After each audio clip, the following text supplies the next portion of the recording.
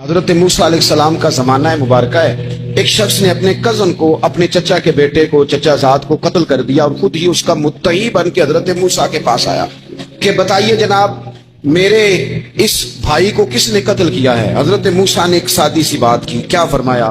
وَإِذْ قَالَ مُوسَىٰ لِقَوْمِهِ إِنَّ اللَّهَ يَأْمُرُكُمْ أَن تَذْبَحُوا بَقَرَةً. حضرت موسیٰ علیہ السلام نے اپنی قوم سے کہا کہ اللہ تمہیں حکم دیتا ہے کہ ایک گائے ذبح کرو. گائے کا کچھ حصہ مقتول کو مارو، وہ خود اٹھ کے بتا دے گا مجھے کس نے قتل کیا ہے. یہ پہلا سپارہ ہے قرآن مجید کا، آپ اس کو دیکھ لیں. یہ آیت نمبر 67 سے شروع ہو رہا ہے. تو اب وہ چونکہ ذبح کرنا نہیں چاہ رہا تھا، اس کو پتا تھا کہ مجرم تو میں خود ہوں، وہ ذبح چونکہ کرنا نہیں چاہ رہا تھا، اس سے کہا کہ مارو ایک حصہ گائے کا، اس کو تو یہ اٹھ کے بتا دے گا. تو اس نے جواب کیا دیا؟ قالوا اتتخذون ہزوا، کہنے لگا آپ میرے ساتھ مذاق کرتے ہیں، کبھی ایسا بھی ہوا ہے؟ قال اعوذ باللہ ان اکون من الجاہلین. حضرت موسیٰ علیہ السلام فرمانے لگے میں اللہ کی پناہ مانگتا ہوں میں جاہلوں میں سے ہو جاؤں. ہر وقت مذاق کرتے رہنا یہ تو جاہلوں کا طریقہ ہے. کن کا ہے؟ حضرت موسیٰ نے کہا ہے، قرآن پاک ہے. ہر وقت مذاق کرتے رہنا، خوش طبعی اور چیز ہے، مسکراتے رہنا، لیکن کسی کا مذاق ہر وقت اڑاتے رہنا کن کا طریقہ ہے؟ جاہلوں کا. جب کہا نہیں ذبح کرنی ہے تو اب ذرا دیکھیے کرنا نہیں نہ چاہ رہے. قالوا ادع لنا ربک یبین لنا ما ہی. کہنے لگے اے موسیٰ پھر آپ نہ رب سے دعا کریں کہ وہ ذرا کھول کے بتائے وہ گائیں کس طرح کی ہو. ارادہ نہیں نہ ذبح کرنے، آپ دعا کریں. قال انہ یقول انہا بقرۃ لا فارض ولا بکر. فرمایا کہ رب کہتا ہے وہ گائے نہ بوڑھی ہو نہ زیادہ بچیا ہو، عوان بین ذالک، ان کے درمیان ہو، یعنی جوان گائے ہو. فافعلوا ما تؤمرون، کرو جس کا تمہیں حکم دیا جا رہا ہے. قالوا ادع لنا ربک یبین لنا ما لونھا. لو اگلی بات سن لو. کہنے لگے آپ دعا کریں رب سے کہ وہ کھول کے بتائے اس کا رنگ کس طرح کا ہو، رنگ بتائیں کس طرح کا ہو. قال انہ یقول انہا بقرۃ صفراء. فرمایا رب فرماتا ہے کہ صفراء رنگ کی ہو، یعنی گہرے زرد رنگ کی ہو. کہ رب فرماتا ہے اس طرح کی گائے ذبح کرو. فاقع لونھا تسر الناظرین، اور جب کوئی اسے دیکھے تو اسے اچھا بھی لگے، آنکھوں کو اچھی لگے وہ گائے، اس طرح کی گائیں ذبح کرو. لو اتنی باتیں بتا دی. قالوا ادع لنا ربک یبین لنا ما ہی. کہنے لگے نہیں آپ پھر دعا کریں اللہ ذرا کھول کے بتائے گائیں کس طرح کی ہو. ان البقرہ تشابہ علینا، ہمیں ذرا گائیں پر شبہ پڑ گیا ہے کس طرح کی ذبح کرنی چاہیے. وَإِنَّا انشاءاللہ لمہتدون، اگر اللہ نے چاہا تو ضرور ہم ہدایت پا جائیں گے. پھر اللہ تعالیٰ نے فرمایا کہ قال انہ یقول انہا بقرۃ لا ذلول تثیر الارض، گائیں اس طرح کی ہو کہ وہ کبھی کھیتی میں نہ چلائی گئی ہو، یعنی اس کو کبھی کام نہ اس سے لیا گیا ہو. بیل کو لوگ لگاتے تھے نا، جو کام آج ٹریکٹر سے لیا جاتا ہے وہ گائے بیل سے لیا جاتا تھا.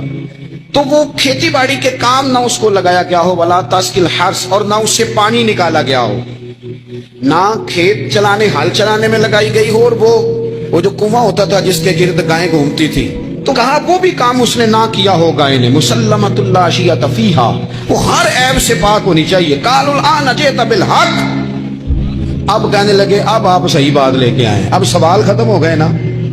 کہنے لگے اب آپ بات فذبحوہا، انہوں نے ذبح کر دی. وما کادوا یفعلون، پر ایسا کرتے نظر آتے، لگتا نہیں تھا کریں گے ذبح پر ذبح. اچھا یہ گائیں پھر ملی کیسے؟ امام خازن کہتے ہیں کہ ایک نیک آدمی تھا، تو اس کا آخری وقت آ گیا تو اس کے پاس جو کل جمع پونجی تھی وہ ایک بچیا تھی، گائیں کی بچی، بچیا ویڑی، اس کے پاس وہ ایک بچیا تھی صرف. تو اس نے اس طرح کیا کہ اس کی گردن پر ایک مہر لگائی، اللہ کے نام پر بطور امانت اس نے اس کو جنگل میں چھوڑا. کہ یا اللہ میرا بیٹا ایک ہی ہے وہ بھی چھوٹا ہے، اس کی حفاظت کرنا اور میرے بیٹے کو پہنچا دینا.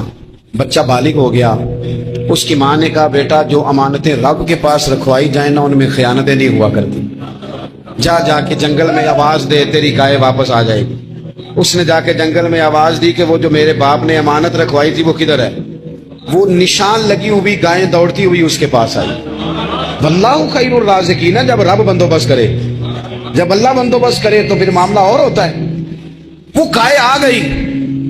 اب اس نے کیا کیا اس نوجوان نے کہ وہ گائے گھر لایا، ماں سے آ کے کہا کہ اماں یہ تو اللہ نے فضل کر دیا. ماں کہنے لگی پتر حالات ہمارے خراب ہیں، मंडी में ले जा, इसे बेच दे, लेकिन सौदा मेरी मर्जी के बगैर तय ना करना। किसकी मर्जी के बगैर? किसकी? अम्मा की मर्जी। और सुनो यार, थे कुछ लोग जिनको लोगों ने ताने भी दिए कि तुम माँ के पीछे लग गया है, लोगों ने बड़ा कुछ कहा, पर जो माँ की मर्जी पे लगे नाकाम नहीं होते जिंदगी में। ये देखो, माँ की मर्जी पे लगा। उसकी कीमत कितनी थी गाय की? बड़ी महंगी थी, पर 3 दिनार की थी। मंडी में ले गया, 3 दिनार उसकी कीमत लग गई। तो माँ ने कहा था मेरी मर्जी के बगैर सौदा ना करना। अब बच्चे तो नहीं ना मानते, अम्मा को क्या पता बाहर बिजनेस क्या है, लेन देन क्या है, पर माँ ने कहा था मेरी मर्जी। बंदा दे रहा है उसे 3 दिनार, उसने कहा कि मैंने तय तब करना है, डन तब करना है, पहले अम्मा से पूछना है। घर जाके अम्मा से पूछा, अम्मा कहने लगी दे दे। वापस आया तो उसने कहा कि मैं 6 दिनार देता हूं, पर मेरी शर्त है, माँ से नहीं पूछना। उसने कहा तू 12 भी दे, डन तब भी होना है जब अम्मा ने कहना है। वो जब इस तरह की उसने गुफ्तगू की, वापस अपनी वालदा के पास गए, कहने लगे अम्मा समझ नहीं आती, 3 दिनार की गायें बंदा 12 में खरीदने को तैयार है, शर्त लगाता है कि अम्मा से नहीं पूछना। तो वालदा कहने लगी पुत्र पहले उससे जाके पूछ क्या वो है कौन, ये कोई रूहानी मामला है, कोई गैबी मदद है, पूछ।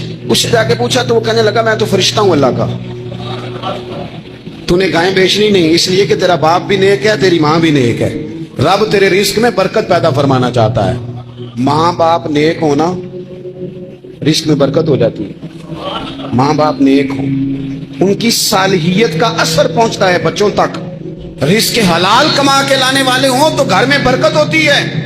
जाके कहा कि तेरे माँ बाप नेक थे, इसे ना बेचना गाय को, तो क्या करें? कहने लगे बनी इसराइल वाले सवाल कर करके ना कर करके खुद मुश्किल में आ गए।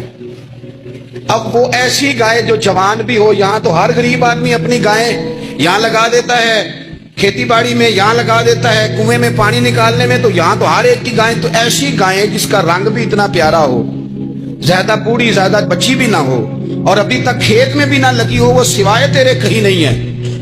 उसने कहा चल फिर मेहरबानी कर बता मैं कितने को दूं गाय, अगर वो आ जाए तो कितने को बेचनी है। उसे कहना कोई नहीं, रेट तो ज्यादा करना ही नहीं। उनसे कहना गाय के अंदर से गोश्त निकाल दें और जितना गोश्त है उतने पैसे भर दें, उसकी खलड़ी भर दे। अब वो बनी इसराइल वाले ढूंढते ढूंढते ढूंढते ढूंढते पहुंच गए। कहा जनाब गाय 3 दिनार की 6 ले लो। उसने कहा ना भाई, ज़िबा करूंगा, गोश्त निकालूंगा, जितना वजन गोश्त का इतने पैसे भरोगे खाल में तो फिर गाय तुम्हें मिलेगी।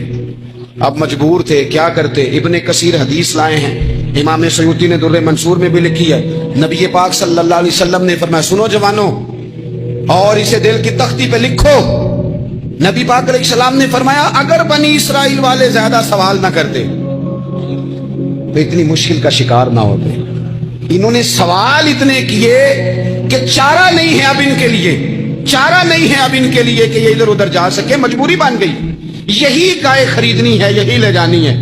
अब इतना सारा माल जमा करके वो गाय खरीदी, ज़िबा की, तो मकतूल को जब उसका एक हिस्सा मारा तो उसने उठ के कह दिया ये जो मुदई बना हुआ है ना, यही तो मेरा कातिल है, यही तो मेरा कातिल है, यही तो है, इसने ये सारा काम किया।